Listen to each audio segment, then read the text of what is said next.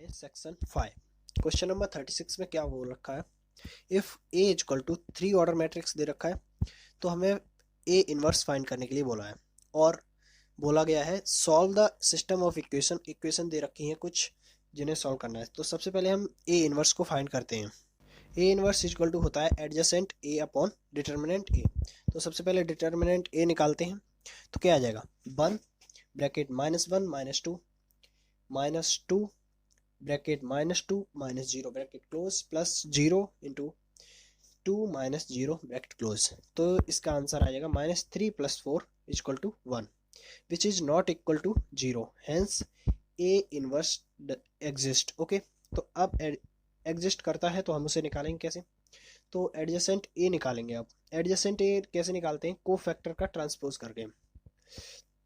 अब क्या होगा कि ए आई जे इक्वल टू होता है, जो हम को फैक्टर निकालते, को फैक्टर कैसे निकालते वो हम बता रहे हैं कि ए आई जे इक्वल टू हो जाएगा -1 I plus J minor of I J. Okay, तो अब ये कैसे होगा, A11 ओके 1 लिया है हमने, तो 1 आई है और 1 ही जे है, तो क्या हो गया -1 की पावर 1 + 1। ओके, को माइनर ऑफ ए आई जे क्या हो जाएगा, जो 1 है उसकी रो और कॉलम को छुपा देते हैं और जो बचा है उसका मल्टीप्लाई कर देते हैं, क्रॉस मल्टीप्लाई कर देते हैं। तो क्या आ जाएगा, को factor of A11 equal to A capital A11 से भी डिनोट करते हैं, जो कि आ गया हमारा -3। ओके, सिमिलरली हम ये सारे करेंगे, ये हमने बता दिया है। तो अब हम एडजेसेंट ए कैसे निकलेगा, A11 A12 ये सारी का ट्रांसपोज करना है हमें। तो सबसे पहले A11 ये सारे हम नहीं करेंगे, हम डायरेक्ट अब कर सकते हैं क्योंकि हमें पता चल चुका है। तो हमने किया, तो -3 2 2 -2 1 1 -4 2 3 आ गया, जिसका होल ट्रांसपोज अभी भी लगा हुआ है। तो हम क्या करेंगे, एडजेसेंट ए आ जाएगा, अब ट्रांसपोज किया उसका, तो -3 -2 -4 2 1 2 2 1 3।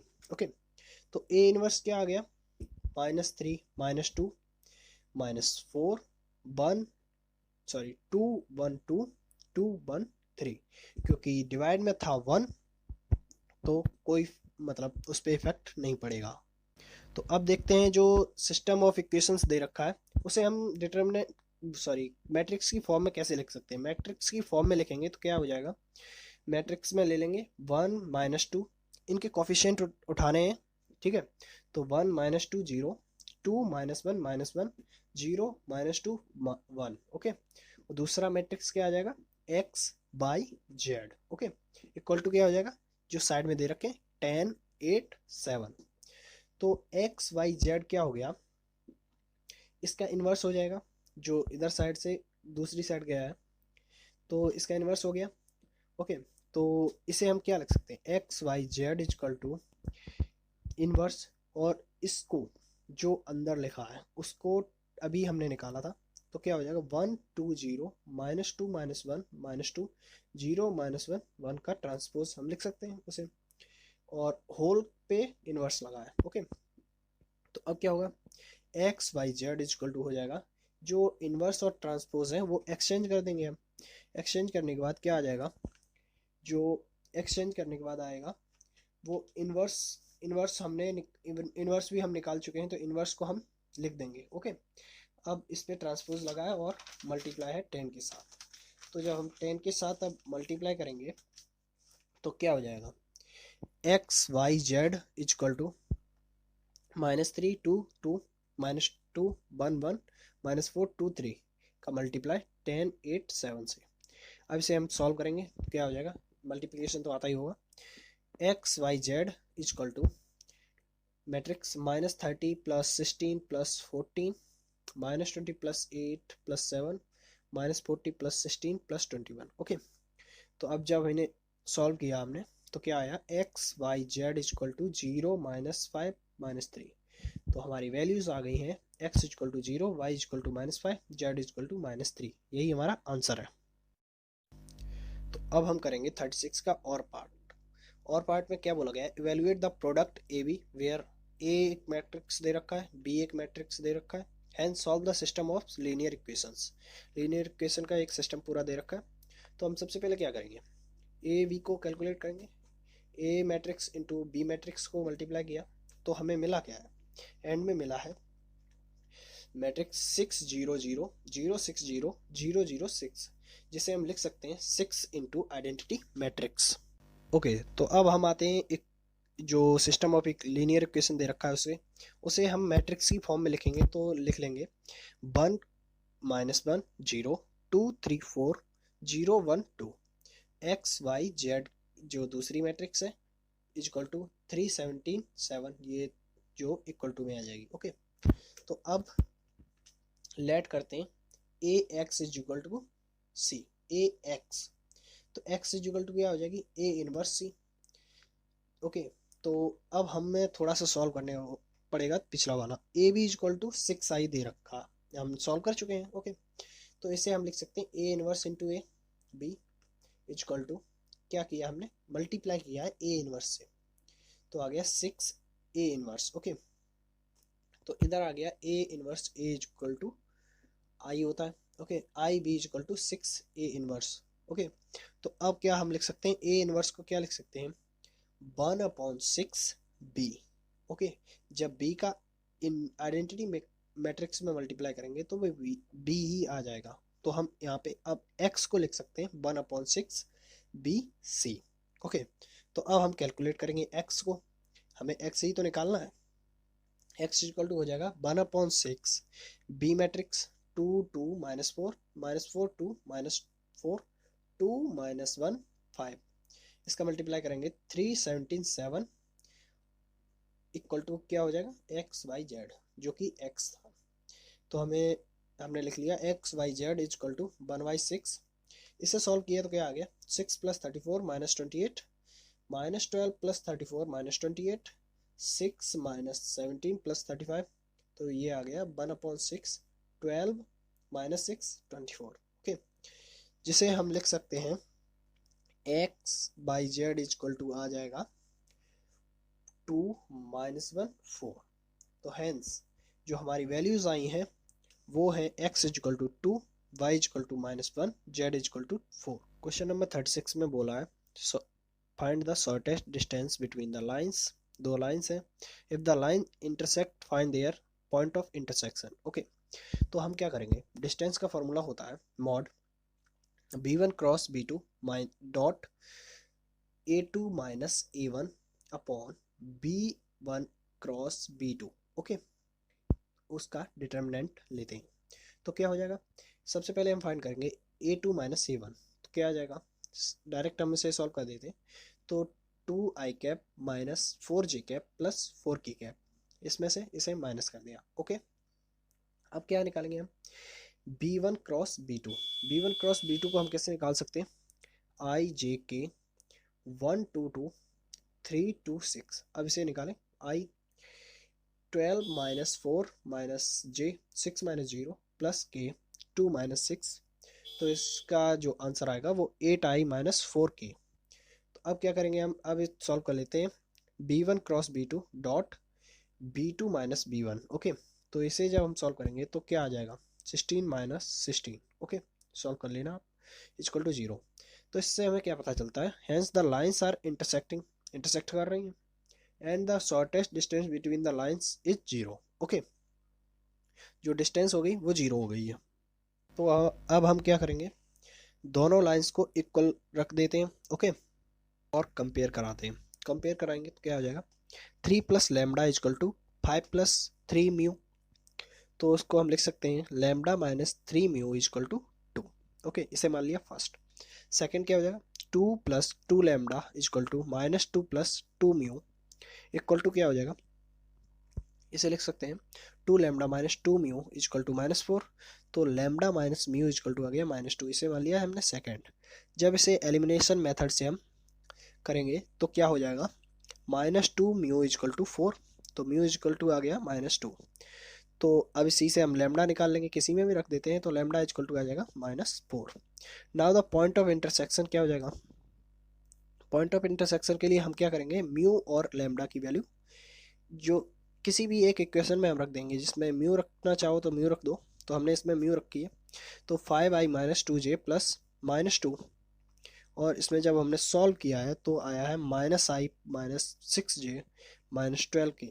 तो कोऑर्डिनेट हमारे क्या आ गए, -1 -6 -12। यही हमारा आंसर है, हमें यही पॉइंट्स चाहिए थे। तो अब हम करेंगे इसका और पार्ट में सबसे पहले इसका डायग्राम देख लेते हैं। एक पॉइंट ए है जिसके कोऑर्डिनेट है -1, 3, -6, और जो कि परपेंडिकुलर है एक प्लेन पे एट पॉइंट बी।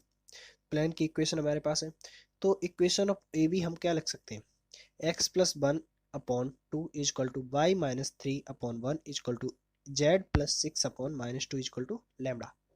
तो अब क्या हम x और y और z की वैल्यू निकाल लें लैम्डा से कंपेयर करके। तो x इज इक्वल टू आ गया 2 lambda -1, y is equal to आ गया λ+3, z इज इक्वल टू आ गया -2 लैम्डा -6। तो अब प्लेन क्या हो जाएगा, हमें x y z की वैल्यू मिल गई है, तो इसे हम पुट करेंगे 2 bracket 2 lambda -1 plus λ+3 -2 lambda -6 plus 5 equal to 0। तो इसे जब हमने सॉल्व किया है तो क्या मिला, 9 लैम्डा प्लस 18 इक्वल टू 0। तो इससे हमें लैम्डा की वैल्यू मिल गई है -2। तो फोट ऑफ द परपेंडिकुलर क्या हो जाएगा, x इक्वल टू 2 इंटू -2 -1, तो x इक्वल टू आ गया -5, y इक्वल टू आ गया 1, z इक्वल टू आ गया -2। ओके, अब क्या करना है, हमें लेंथ ऑफ परपेंडिकुलर भी चाहिए। हमें कोऑर्डिनेट्स तो मिल गए हैं फोट ऑफ परपेंडिकुलर के, मतलब बी पॉइंट के। अब हमें लेंथ ऑफ परपेंडिकुलर भी चाहिए, तो उसके लिए क्या करेंगे, A B equal to x2 minus x1 का whole square plus y2 minus y1 का whole square plus z2 minus z1 का होल स्क्वायर का होल अंडर रूट। ओके, इसमें हम वैल्यू पुट करेंगे, क्या आ जाएंगी, अंडर रूट 16 प्लस 4 प्लस 16, तो इसे हम लिख सकते हैं under root 36 equal to 6 units. अब क्या हुआ, अब हमें इक्वेशन भी लिखनी थी, तो इक्वेशन क्या हो जाएगी, ए बी इक्वल टू क्या हो जाएगा, x minus x1 upon x2 minus x1 equal to y minus y1 upon y2 minus y1 equal to z minus z1 upon z2 minus z1। Okay, तो इसमें अब जब हम पुट करेंगे तो x plus 1 upon -4 equal to y minus 3 upon -2 equal to z plus 6 upon 4। यही हमारा answer है। तो अब हम करने वाले हैं अपना लास्ट क्वेश्चन, क्वेश्चन नंबर 38। इसमें कहा गया है solve the following LPP graphically, z equal to x plus 2y, maximize करना है। सब्जेक्ट टू कॉन्स्टेंट भी दे रखे हैं हमें। तो सबसे पहले हम क्या करेंगे, फर्स्ट इक्वेशन में हम रखेंगे, वैल्यू रखते जाएंगे और हमें y की वैल्यू मिलेगी, मतलब जैसे x इक्वल टू 0 रखा है तो y की वैल्यू हमें 50 मिली है, y इक्वल टू 0 रखा है तो 100 मिल गई है। सेकेंड वाले में 0 रखा है तो y भी 0 हो गया है, तो ये तो यूनिक हो गया। और थर्ड में x इक्वल टू 0 रखा है तो 200, y इक्वल टू 0 रखा तो x इक्वल टू 100 मिल गया है। अब इन्हें प्लॉट करते हैं, प्लॉट करेंगे तो सबसे पहला क्या था, 2x plus y less than 200। Okay, तो 200 से 100 के बीच में जब लाइन खींची और ये लेस देन है तो अंदर की तरफ बनेगा। ऐसे ही थर्ड वाला देख लेते पहले, थर्ड वाला x प्लस 2y जो कि ग्रेटर देन है। ओके, इसे जब हमने प्लॉट किया था तो इसका जो एरिया होगा वो बाहर वाला होगा, तो इसका बाहर वाला एरिया सेलेक्ट कर दिया। ओके, अब देखते हैं सेकेंड। सेकेंड हम कैसे करने, इसमें थोड़ी सी लॉजिक लगाना है कि 2x minus y less than equal to 0। तो इसे हम किसी x के पॉइंट कोई भी उठा लें, x कोऑर्डिनेट के x एक्सिस पे या फिर y एक्सिस के, और देख लेते हैं चेक करके।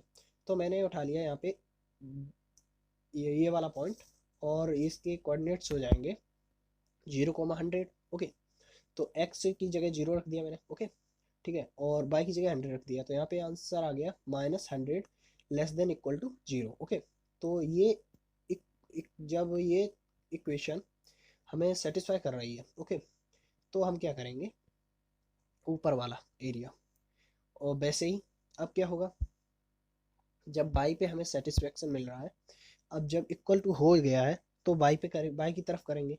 अगर हमें x की तरफ से अगर सेटिस्फाई मिल जाता है, जैसे कि हम ले लेते हैं 50, 0। ओके, तो 2 इंटू 50 क्या हो गया, 100 माइनस जीरो, तो ये तो जीरो से बड़ा हो गया ना, तो हम क्या करेंगे, तो हम अब जब एक्स एक्सिस पे हमने लिया है पॉइंट और नहीं हो रहे हैं, वो सेटिस्फाई नहीं कर रहे हैं, तो हम वाई की तरफ जाएंगे ना।